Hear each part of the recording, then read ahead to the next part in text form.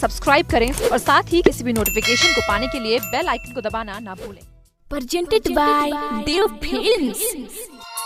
DJ Vikas Riga Sitamarhi. चोली के भीतर देखावन हरे देखावन हरे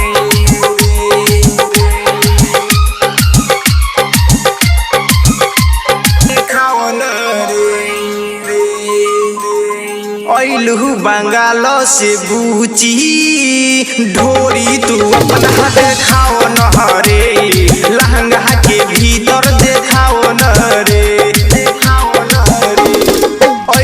बंगाल से गोरी हमरा के ढूंढी देखाओ नहरे लहंगा के भीतर देखाओ नहरे बदले में ले लू तू हमसे न मरिया तोनी सा डोरी देखाओ नहरे ओइलहु बंगाल से बुचिया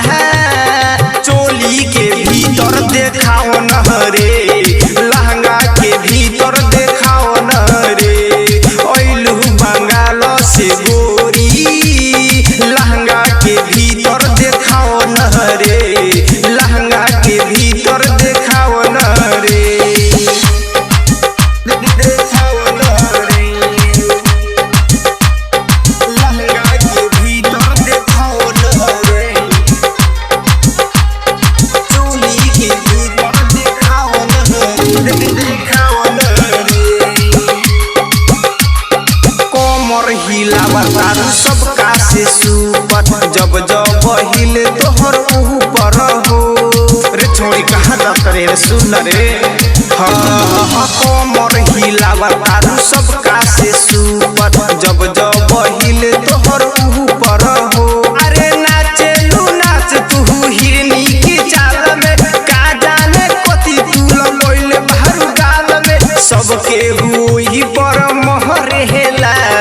ओइलहु बंगाल से बूची लहंगा के भीतर देखाओ नहरे चोली के भीतर देखाओ नहरे हमरा के ढूंढी देखाओ नहरे चोली के भीतर देखाओ नहरे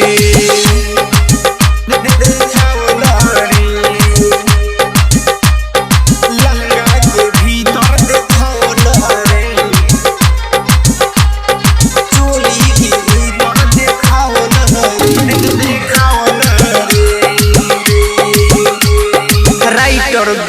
बाहरे तोहरे ला पागल काहे तू इतना खाओ कर हेलू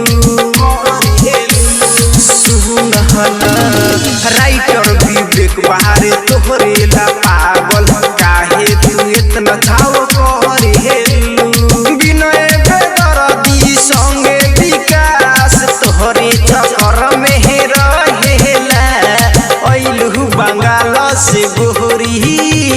लहंगा के भीतर देखाओ नहरे चोली के भीतर देखाओ नहरे ओइलहु बंगाल से बुचिया है